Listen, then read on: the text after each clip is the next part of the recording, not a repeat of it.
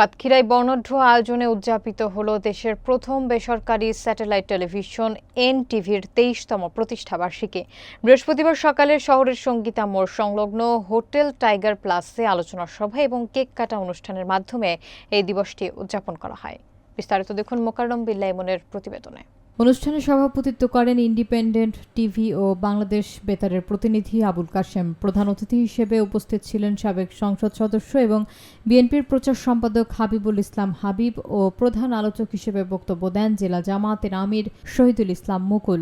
অনুষ্ঠানে আরও উপস্থিত ছিলেন Prothom Alo, Somoy TV, channel I, Bangla vision, বাসস, যমুনা, ৭১ টিভি, ঢাকা টাইমস, মানব জমিন, কালবেলা, রূপালী বাংলাদেশ সহ বিভিন্ন প্রিন্ট ও ইলেকট্রনিক মিডিয়ার সাংবাদিকবৃন্দ।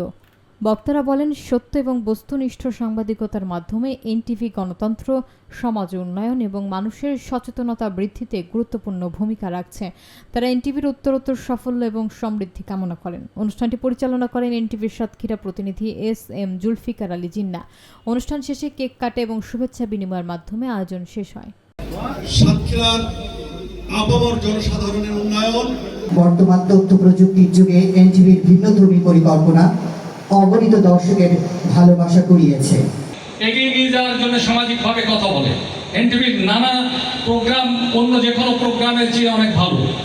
সাংবাদিকতা মানব জীবনের এই সময়ে নয়, সবকালের সব যুগে গুরুত্বপূর্ণ একটি সেক্টর। এনটিভির প্রতিষ্ঠার দিনে, জন্মদিনে আমরা সবাই আনন্দিত। আমরা তাকে এই জন্মদিনে সকলকে শুভেচ্ছা জানাচ্ছি।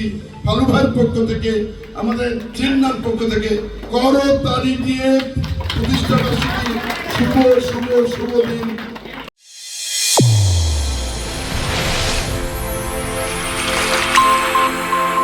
চ্যানেল A1 হৃদয় রেসপন্স।